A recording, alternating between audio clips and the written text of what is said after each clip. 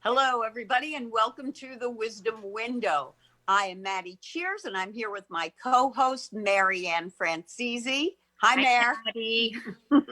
We are very happy to be with you for this episode. This episode is about embodying wisdom, acting with power and purpose. So, as we spoke about last week, when we look at the wisdom teachings, we learned that a lot of what people developed as wisdom came from dealing with the dark side, as we might call it, came from dealing with things like anger and hatred and fear. And through dealing with those things and moving through them, we are able to develop a more loving heart, a wiser heart, a mind that is not, as the Haudenosaunee call it, the quick mind. It is the good mind. The Haudenosaunee, or Iroquois Confederacy, as many of you may know, talk about the good mind and the quick mind. The quick mind is the I want it right now mind. And the good mind is the mind that thinks, considers others, talks to people, listens to people, that kind of mind. And when we look at the wisdom teachings from the Haudenosaunee, from the goddess traditions, especially from what we talked about last week, the 5 dakinis, the 5 wisdom dakinis, what we see are embodiments of fierce wisdom. The clan mother, when we talk about fierce wisdom, the clan mother embodies that. When we look at the dakinis, we're seeing kind of these goddess forms. But when we go to the Haudenosaunee and we look at these clan mothers who are chosen because of their character qualities, they are peaceful, kind, respectful, responsible, honest, unselfish, humble, open-minded, never have asked for power, and put their people before themselves. That humility is not like, oh, I'm afraid to speak. It's actually the kind of humility where they don't think they're better than others, and they take on the responsibility of speaking up. They are the ones who are responsible in their communities for enforcing the laws that have been made in the Grand Council and approving of the laws made. So that archetype of the clan mother, we don't see much in Western tradition. You could say that in these dakinis, this fierce wisdom tradition, you do have that archetype of being able to stand up as a woman and say, no, sorry, you're on the wrong path. This is like the clan mother would explain to her people, this is the law that we have passed. Like it or not, you are going to have to accept it. We'll see how it goes for a year. And if it really isn't working out, we will go back and revisit it. But for right now, this is what we are doing. And she's very firm in that. And she's within her power. She is, like we talked about, she is embodying her power, and she is showing her purpose. Her purpose is to lead her people. And so she is a leader, a wisdom, a wise leader, but she is nonetheless a leader. And when you talk about the clan mother, right, what comes to my mind is she is so much about embodied wisdom, because she really works from an intelligence that is very attuned and connected to nature and to the ways of nature. And the other piece I was thinking is she also has her eye on the children and on the next 7 generations. Right. So most of her time is in a more observant, quiet kind of wise stance. But when she does speak and does act, it is taken very seriously. Right. There is a great force behind it. So just like nature kind of sits quietly for periods of time, so does the clan mother. Exactly. And she leads by example. And that's very important in the concept, in that concept of leadership. And I think it's the same when we look at the 5 dakinis of wisdom, when we look at other goddess figures. and we are looking to them as an archetype or an example. The great thing about having the clan mother to look at is that she's there with you. It's not an imagined being. It's a real person. Yeah. So that when we looked, if you grew up in a Haudenosaunee community, you would see how you are supposed to act and accept your responsibilities. In our communities, we kind of have the opposite view because we are in this very competitive, very fast-paced community. We are often at odds with each other. We're trying to win the race, as opposed to doing what the clan mothers, the Yogo Yane, the woman of the good, and the Lo Yane do, where they are not trying to win a race here. They're trying to do what is best for their people, what is best for all the people. So there is a big difference between looking at wisdom leaders and people that are putting their people before themselves and looking at the type of leadership that we have today, I think. I would agree.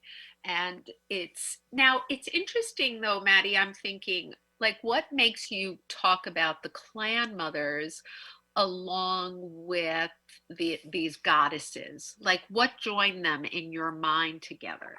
Well, I think the concept of embodied wisdom. Yeah. Like, wisdom is great and all that. It's great to talk about it. But if all we're doing is talking about it, we're not actually experiencing it, we're not actually living it, then so what? You know, it's kind of like the way that I felt in philosophy class in college, which I dropped out of because it was so esoteric. It was so out there. It often the language was so difficult to understand. You know, why do I want to sit here and even talk about this or read about it? Because who can understand what these people are saying? And unless you had, which I didn't, an extremely good philosophy teacher who could help you interpret it, it just seemed useless. You know, it's just a bunch of people sitting around talking. So the idea of the dakinis and the idea of the clan mother is that you bring this into the present. So I love this quote by Simon Sinek, where he says, the real job of a leader is not to be in charge, it is to take care of those in your charge. Yeah, that's beautiful. And that goes back to the child, the keeping that eye on how will this impact our children and the next 7 generations of children.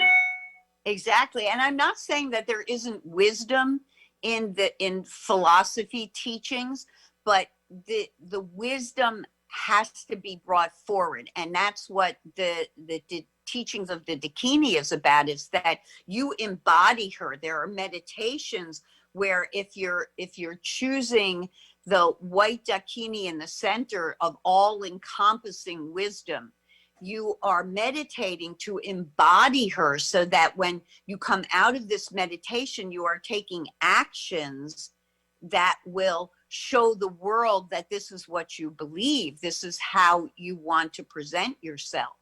So it's like, I woke up this morning with this thought about circles, you know, about how we do women's circles, and the idea of the women's circle, or any circle, any spiritual circle, is that you go there to express yourself, but you also go there to gain the wisdom to continue on with the purpose of your life.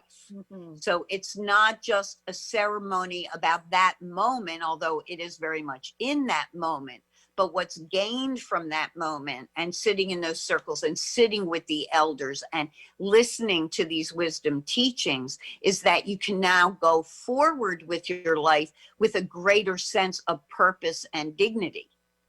So it's really taking that pause to reflect and listen to other voices, which seems to be a really important facet of this wisdom that we're talking about, which is doing more listening and less talking, listening to each other, but also listening to your own body, listening to your heart, listening to the dialogue that's going on in your head. So this practice of staying alert to what is happening in the body, because we fill up as Yeah. human beings, we fill up with a lot of noise and debris. And we need to have a practice, a discipline of emptying out. Because if we don't empty out, then I don't think we get to hear the voice of wisdom. I don't think we're able to be alert enough to receive that that message. So, Exactly. Exactly. so part of what I'm getting from what you're saying, Maddi, is that if we're to embody wisdom, then we need to keep out, we have to be wise about our bodies, right? We Right. have to take care of our bodies in a way, and this can be very simplistic, right? Drinking enough water, taking deep breaths, uh, Eating healthy basically food. eating health. Food impacts clarity of receiving wisdom so powerfully. So it is grounding and connecting to the natural nature of what it means to be in a body, and emptying it out, like really clearing out to be able to receive. Right. Exactly. And in all, it's interesting to me how in all of the great wisdom traditions, whether you're talking about Hinduism or Buddhism, or you're talking about even in Christianity, in Judaism, in the newer traditions like the integral theory, there's always something connected with nutrition, action, and silence. Mm-hmm. In Mm-hmm. all of these, there's fasting, which can really help to clear you out. And we now know there's so much research on fasting now. It's now become a fad of weight loss, but Mm-hmm. it's so much more than that.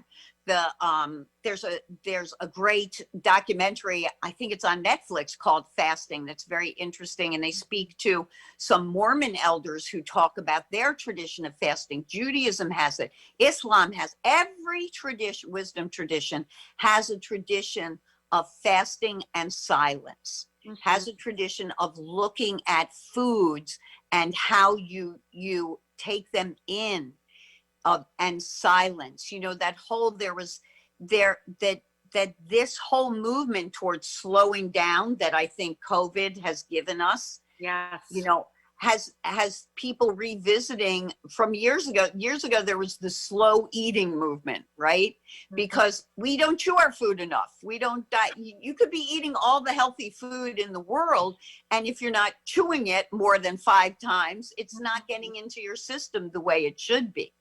So it's very interesting how in all of these wisdom tradition, there is a way to embody the wisdom. They don't leave the body out of it. It's not like you're rising so high and so far above Yeah. that you've left your body permanently.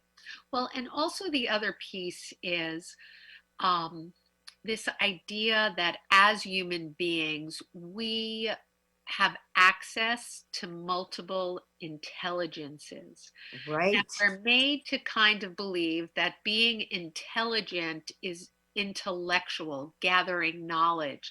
And even in the gathering of wisdom teachings, it's an intellectual process, right? It's doing a lot of reading and learning and taking these traditions in. But there are also, there's musical intelligence, Right. there's body intelligence, there's mathematical intelligence, there's artistic intelligence. There are multiple, and I think we need to be flexible along with this idea of being aware and in practice, right? Of keeping conscious and mindful. We have to be really flexible about how the wisdom will appear, will arrive for us. And I'm thinking back to now, Maddi, you're a dancer, right? Mm-hmm. And many years ago, you created this workshop, which I found very powerful. And it was around being in the dance and then losing balance and then recovering from the loss of balance. And to me, that is an embodiment of this idea of the gathering of wisdom in the body, because we can be in the flow, completely connected to the music, have lost all sense of thinking, and lose our step and fall. And that was one of the purposes of the workshop, was not to be so afraid of the fall, but to learn to fall, to embrace the fall. And then even more important, which is to know that you recover from the fall. You can rise up and move into the dance in a new way, having noticed and been aware of where balance was lost. And so when I think of these goddesses, I think of their dance.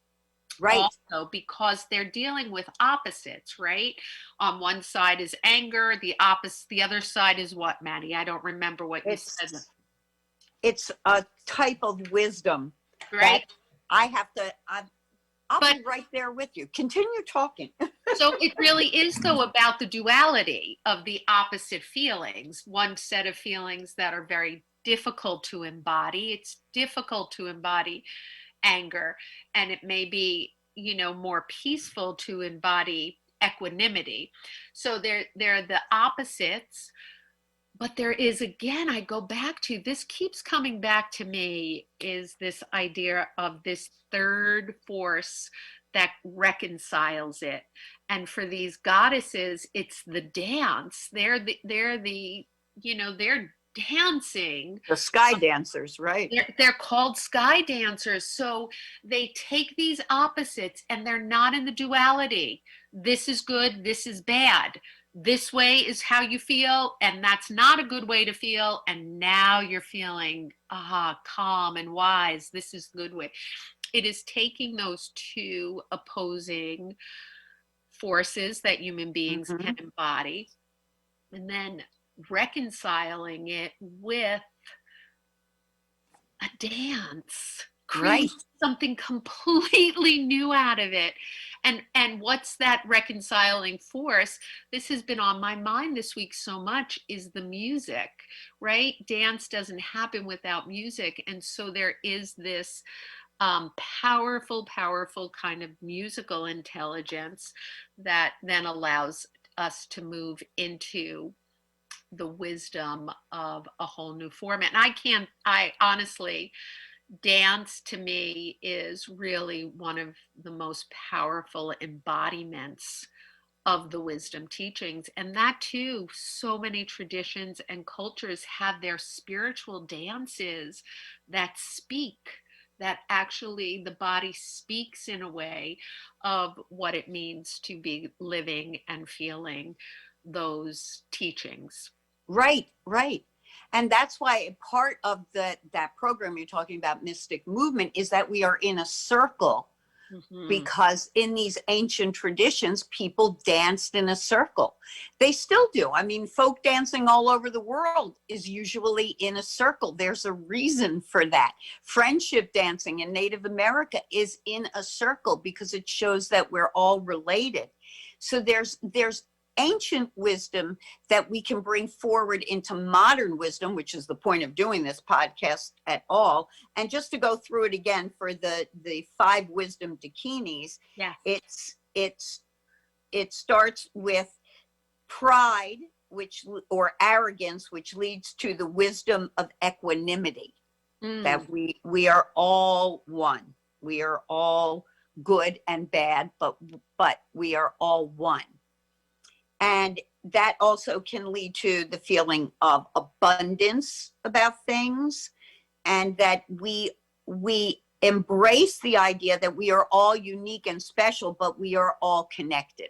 So this is what I'm thinking. I don't think we can get to equanimity by trying to wipe out our pride. Right. I agree. Do you? So that is this integrating force. And to me, it's one of the most important elements of understanding how wisdom operates, which is not to say, okay, I am going to be able to get to this calm feeling like still water by completely rejecting and wiping out my pride. Right. And that's, it doesn't exist anymore. no, and even, and the teaching even says that. There is a pride in yourself. There is an allowance for feeling good about the things you are contributing to the world. But instead of just feeling good, like, oh, I feel great, I won this, I did the best at this, I made the most money, it's not that kind of feeling good. It's feeling good that I have achieved a state of excellence at this, and this is my purpose, and I'm contributing this to the world so that we can all be connected. And within that is the recognition that your excellence, your contribution, the thing that you are proud of may not be the same thing that I am proud of. Well, and that to me is like the consummation, the Right. communion of these two forces, these two poles.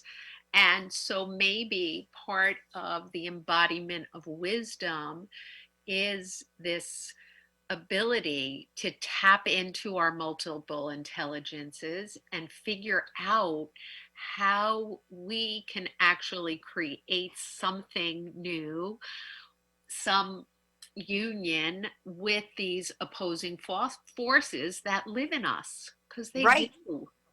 Right, exactly. And I think you hit the nail on the head with something new. I was just in a discussion with two young people who lead this discussion called The Great Transition. It's every Thursday, I think, at 2:00, and I think they do another one on Sundays. But they were talking about exactly this, about what is the middle ground. They were talking about it more in terms of education. Where do we, and that's something near and dear to your heart. So if we're going to try and set up a new education system, how do we look at education between the indoctrination and domestication that public education has become, and completely free range education? Is there a middle ground? And my response to that was, I don't think there's a middle ground. I think there's a higher ground. I love that, Maddi, because that does take it takes it to another dimension, right? It's kind of saying, okay, we're not looking for this compromise. We're truly looking to create something completely new. Now, the inspiration for that third force, again, is hard to tap into. Right. It's difficult.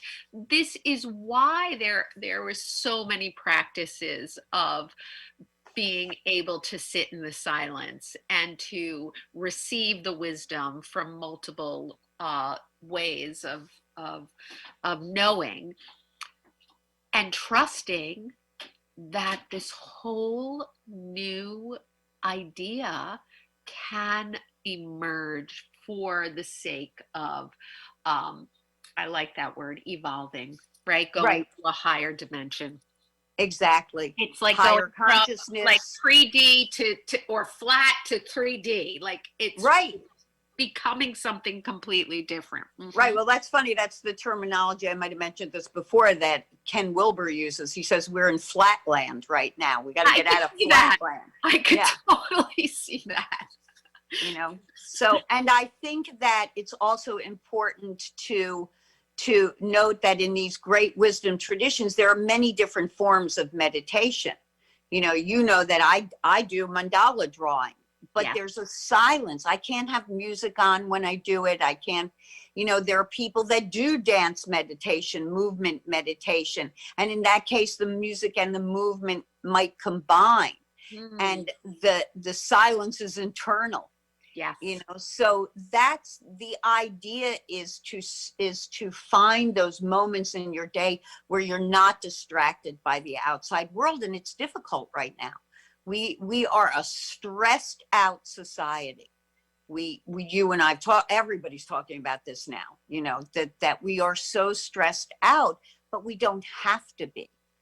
Well, and we're living through this, very, very difficult time. And Yes. I think part of the question is, how do we use this time wisely, right? Mm-hmm. Which then puts a lot of pressure on having to produce. So that, because that's what our culture tells us, that's what, we are taught is good, is to come out of this time with something that you wouldn't have gotten to if you didn't have the time. Where I think part of what we're saying today is, it is a difficult time, and maybe we need to just simply sink into our hearts and our bodies and make time to be aware and to allow inspiration to flow through. Right. Some Yeah. way. Yeah. And to forgive yourself if it's not, Right. I think that's part of what we're getting at too. Is not everybody is going to be embodied with, some great wisdom or some great purpose right away. But I think that, if we use this idea of taking the negative to create the positive that is wisdom, Mm-hmm. then we allow ourselves to be angry, to be stressed, to be all these negative feelings, but then to turn around and go, okay, I can't stay here.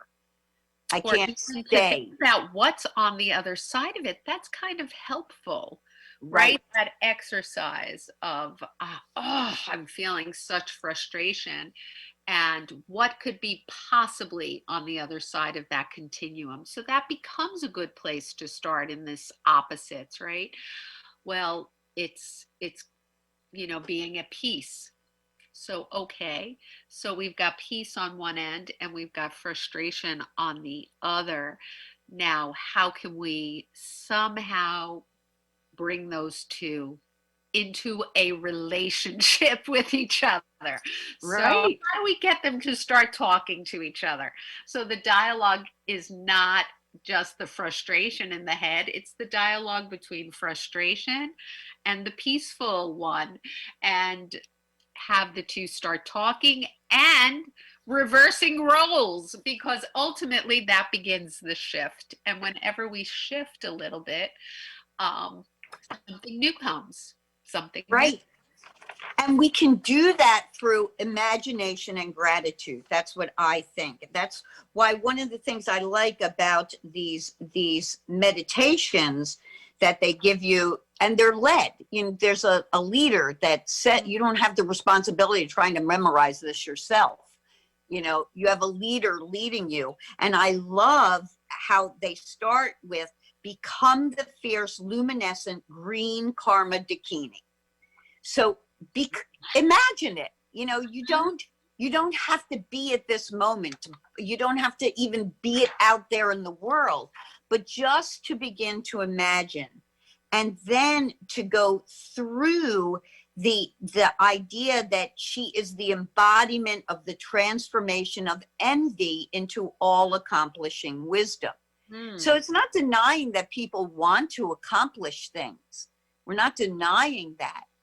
But it's the idea that you can accomplish without feeling guilty, without feeling like you haven't accomplished enough. Our society is famous for, it's not enough, it's not enough, it's not enough. There's got to be more, there's got to be more, there's got to be more. And all accomplishing wisdom tells you that everybody's accomplishments are fine right where they are right now, including yours. Mm-hmm. And be grateful for where you are right now.